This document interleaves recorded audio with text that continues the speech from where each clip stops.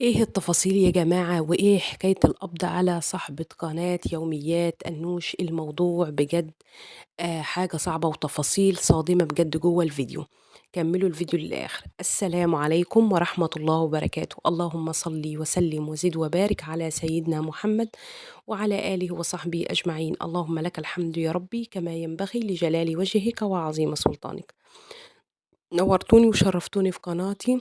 وقبل ما أبدأ فيديو النهاردة بفكركم ما تنسوش الاشتراك في القناة وفعلوا زر الجرس على الكل عشان يوصل لكم كل جديد. طبعا كلكم عرفتوا يا جماعة أو المعظم إن هو تم القبض بإذن من النيابة على صاحبة قناة يوميات أنوش. يا جماعة، اللي حصل إن هو يوميات أنوش دي للأسف بتعمل روتينات، يعني بملابس عارية تماما. يعني بتنظف في البيت وكده وبتنزل روتينات من بيتها وهي مش لابسة. ولا واللي أنا مش على حاجة يا جماعة، ولا بدقق على حد ولا بصلح من حد. بس إحنا الحاجة اللي تخلّينا يا جماعة أولًا وآخرًا نغضب ربنا طبعًا لا يمكن نعملها. والحاجة اللي هي تحِس على الفسق والفجور والعِري والأباحة، طبعًا لأ، مرفوضة رفضًا تمامًا بكل المقاييس.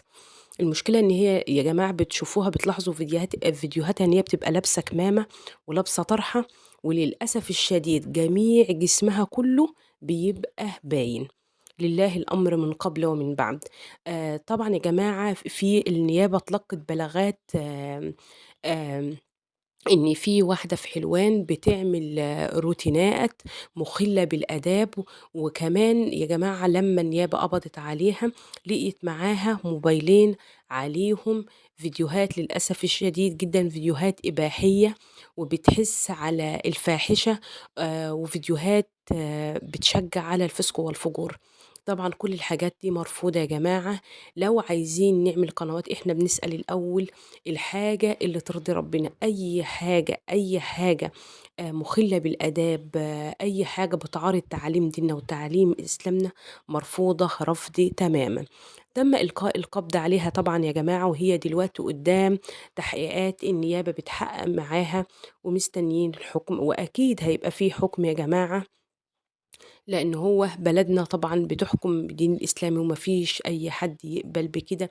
ناس يا جماعة للأسف الشديد، نساء كتير، معظم بنات ونساء اتجهوا لموضوع الفيديوهات، إن أنا أعمل قناة محتوية يبقى إيه عشان يبقى عندي مشاهدات كتير والقناة تنجح بسرعة، يعني في أقل وقت ممكن إن أنا أعمل